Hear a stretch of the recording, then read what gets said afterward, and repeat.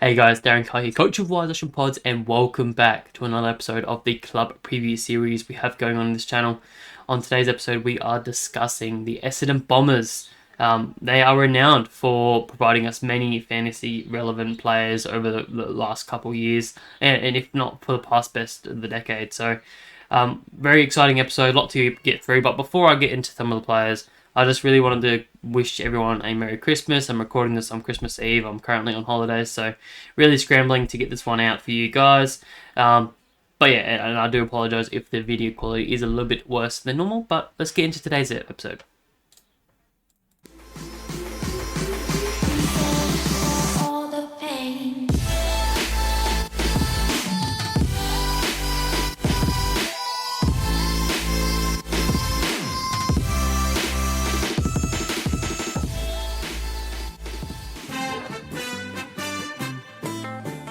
See the Bombers fly up to win the Premiership flag.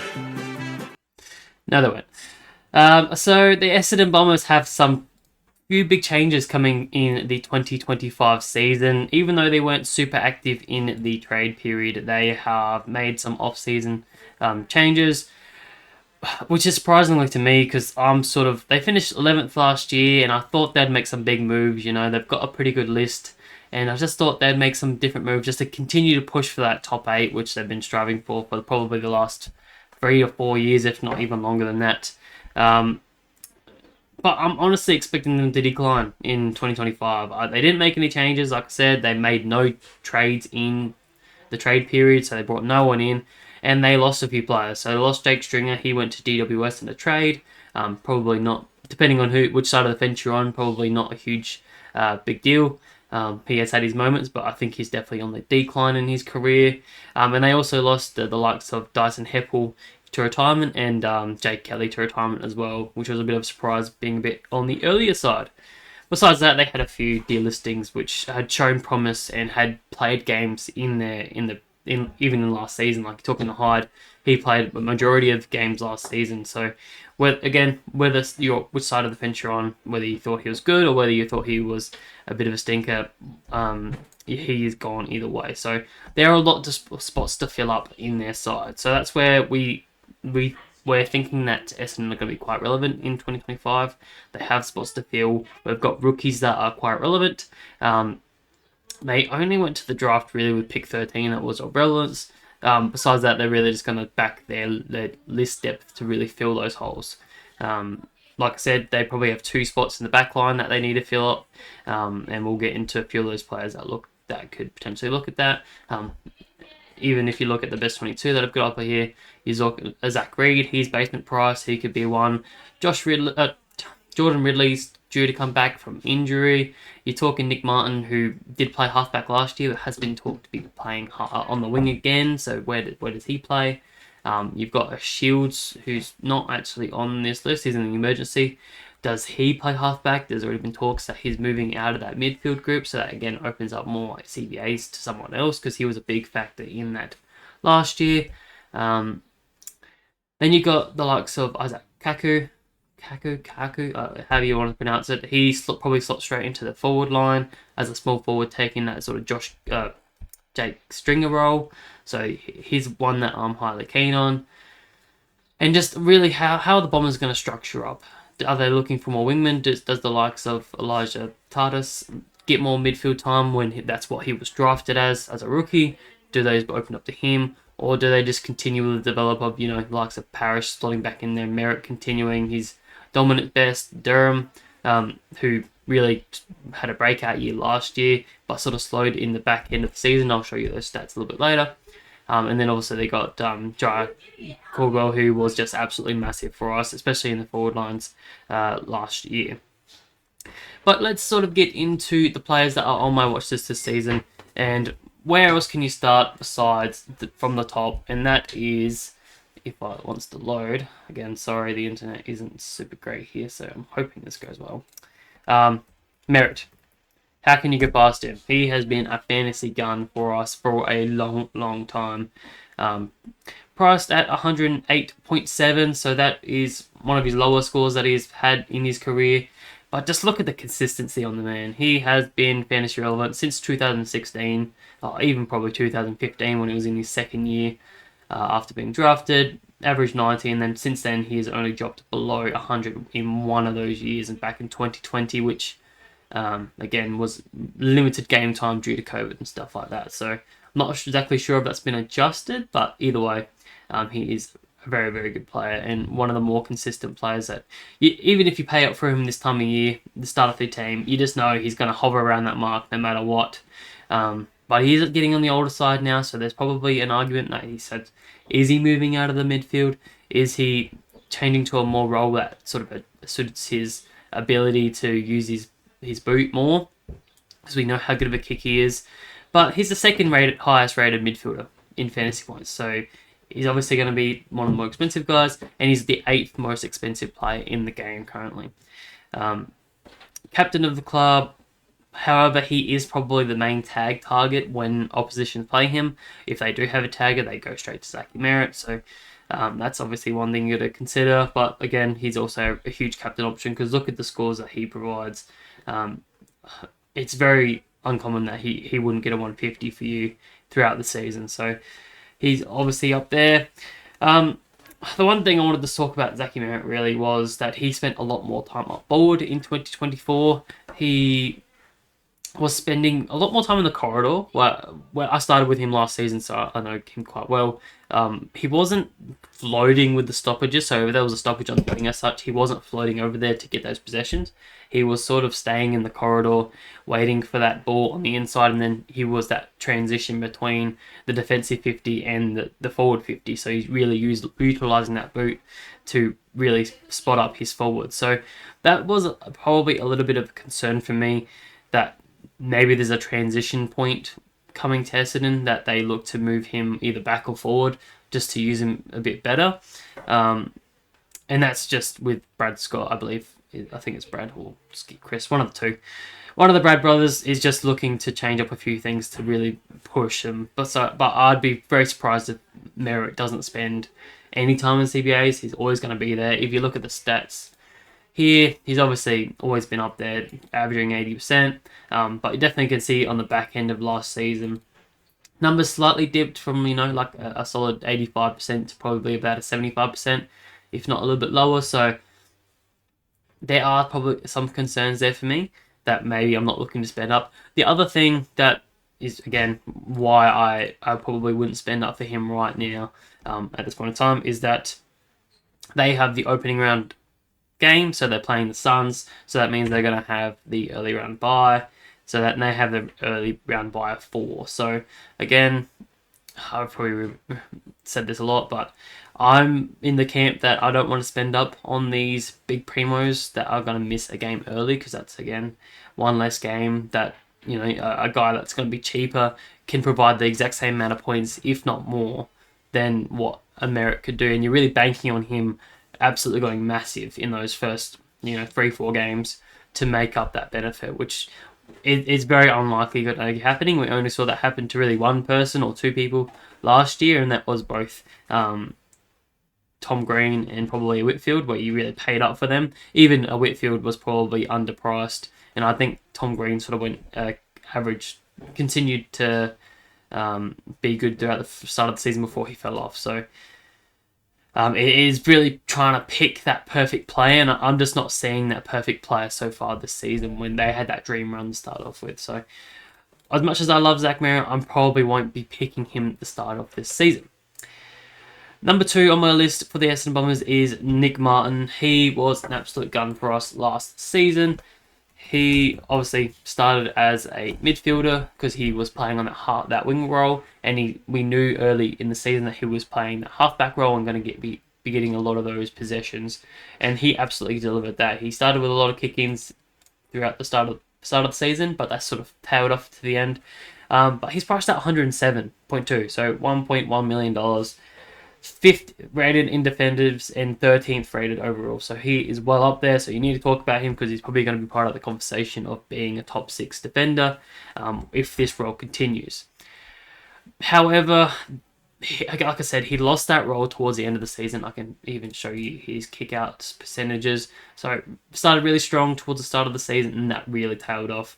And we saw him move up the ground a lot more and even kick a fair few goals. He sort of became that swing man where they're struggling to score. Okay, throw Nick Martin forward, and he'd kick a fair few goals.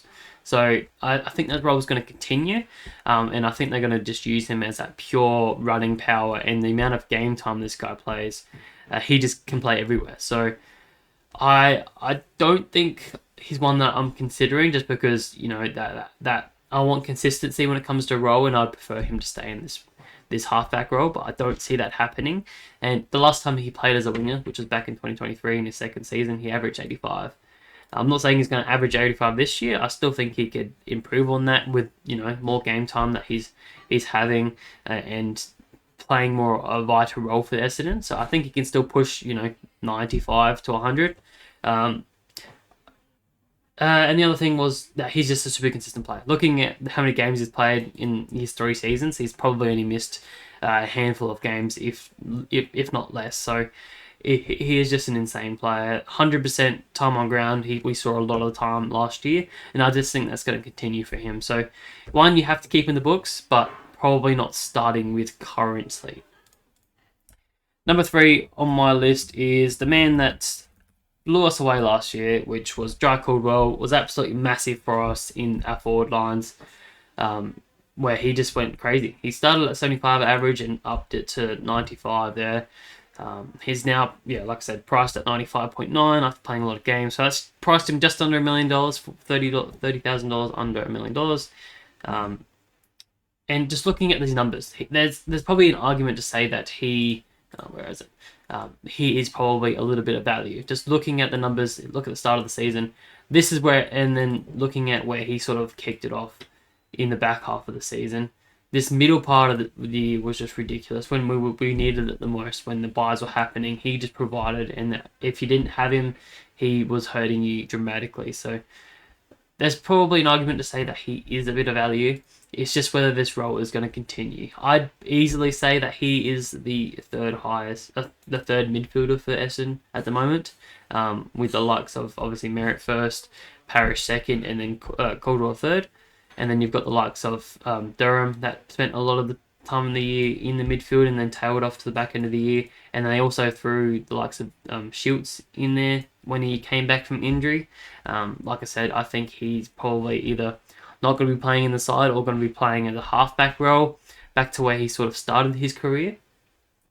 So I think there's definitely CBA usage that is available for the likes of Caldwell if he wants to bump up his numbers back to the sort of 75 range that we saw and where he really produced. If you look at where the numbers were, obviously just this period here where he was averaging in the 70s, 70%, that's where he went massive. And you had this, 120, 144, 130, 120 average. I know you can cherry pick some numbers there, but that it's no coincidence that he loves having that CBA role and he absolutely thrives off it. So if we get a sniff that he's going to be part of that main midfield group, then absolutely he can provide us points. So one is definitely one I'm waiting on. And even just looking at the last 10 games of the year for him, he averaged 104. So him priced at 95, that's still nearly 10 points of value. So he's one that we have to keep an eye on. But his teammate, the person I'll lead into, is Darcy Parish, also presents a lot of value and something that I haven't really seen many others spoke about just yet because he had an injury-riddled season last year. He only played the 12 games and his average down to 91.6 after being 107. So we know this guy, how fantasy-friendly he is. He has been a gun for us in the past and will continue to be a gun for us. I don't see his time being done at all just yet. I just think he had a very injury-riddled year last year where he just couldn't really get on the park and spent a little bit lower time on ground than usual, and that's resulted in lower CBAs, which we all know results in a lot less scoring potential for this type of player where he purely relies on the amount of touches he gets. So he has to be around the ball to get those touches. He's not this player that likes to tackle, likes to take a mark. he just purely relies on getting disposals. So he'd rather have 40 disposals than he would sort of 5 tackles or five marks. So definitely one that you need to keep an eye on. But looking at this, you can already say that's probably 15 points of value that he could put on top of his head in 2025. It's really just a question: have the Bombers gone past him as a midfielder?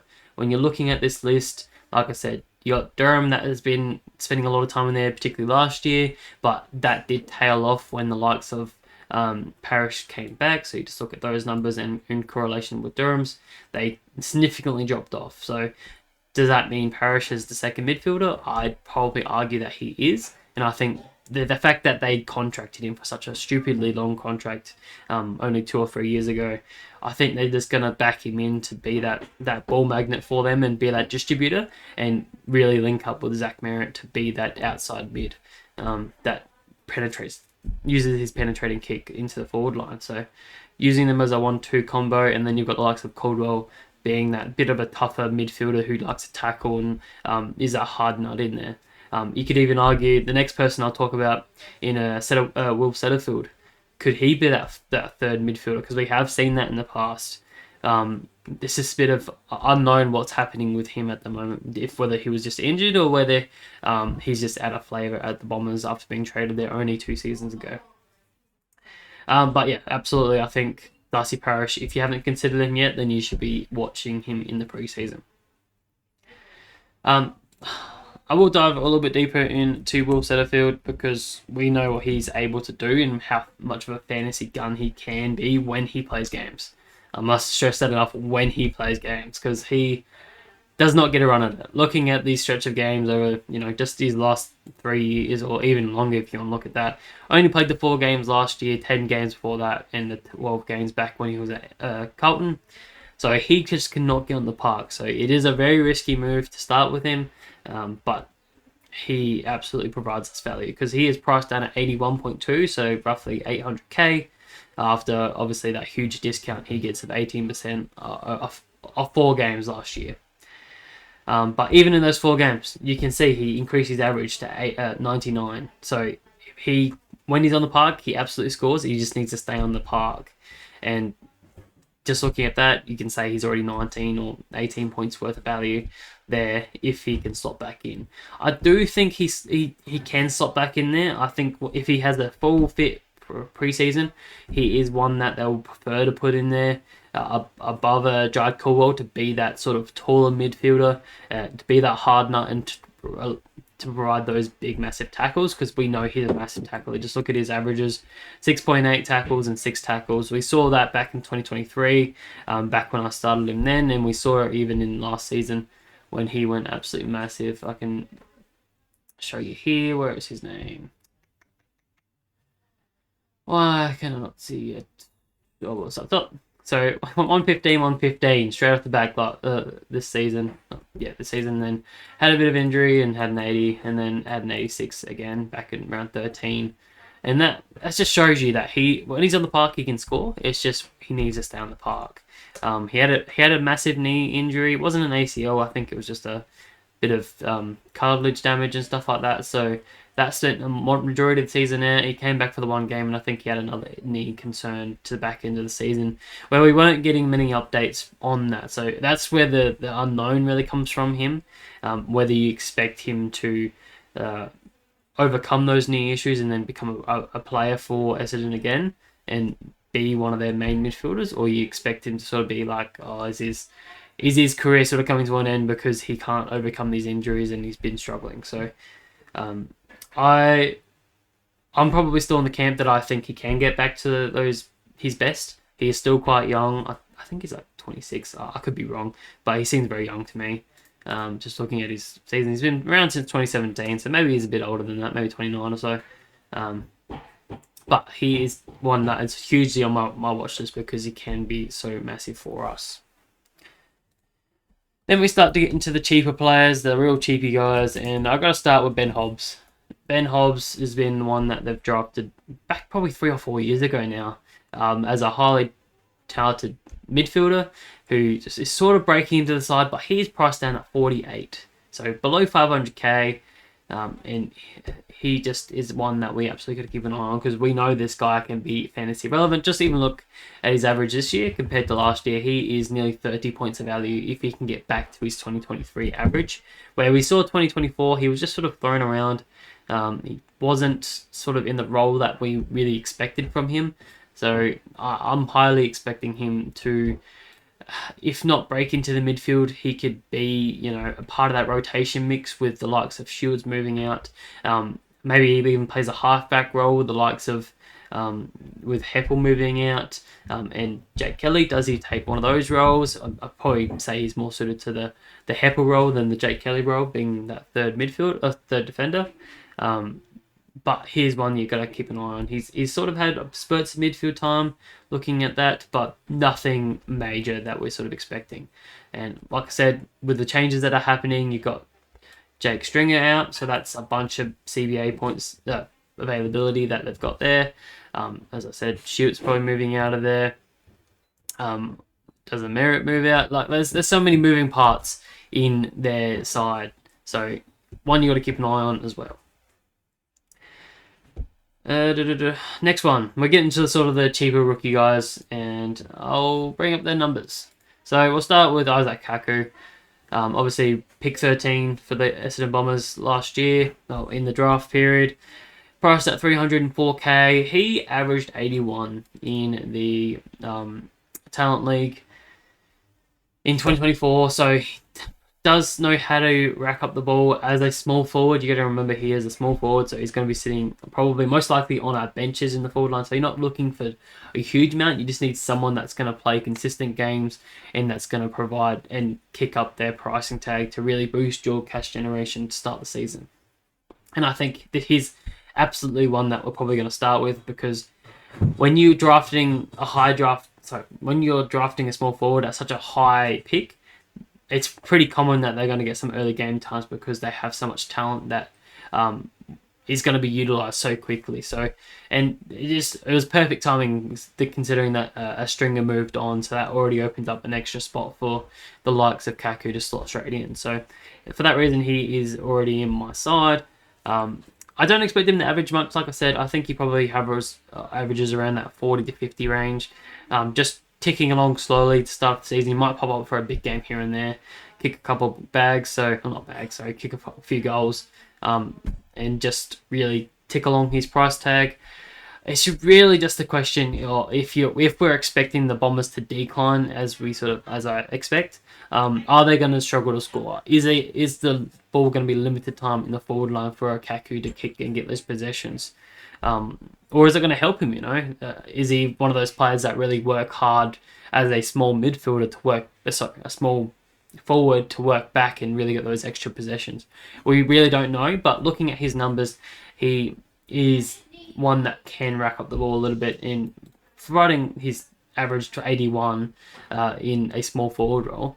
He absolutely can get that. And even in the VFL side, he plays 4 games for them, and he averaged 67 there. So he is one that's highly on my list, even though you're paying a little bit more for him in terms of not being basement price.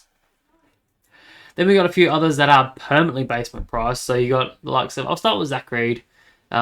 He's one that's been sort of floating around our teams for a little while. A lot of us started him last season. Unfortunately, he went down with an injury in the first game in round 1. So we were sort of stuck with him. I think a lot of people were even stuck with him for the season because they just couldn't move off someone that was basement. There was no time to trade him on. So he is basement price. I think he sort of slots into that second tool role. Like I said, with this image here, he sort of slots in being that second tool along with Ben Mackay. And I think, Jordan Ridley will be that third tool. And then you've got the likes of Graham, Redmond, and Nick Martin that will sort of be the distributing guys. So I think he's probably more likely to make the side than the next person I'll talk about, who is a lot more popular at the moment.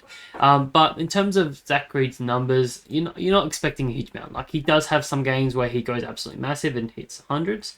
But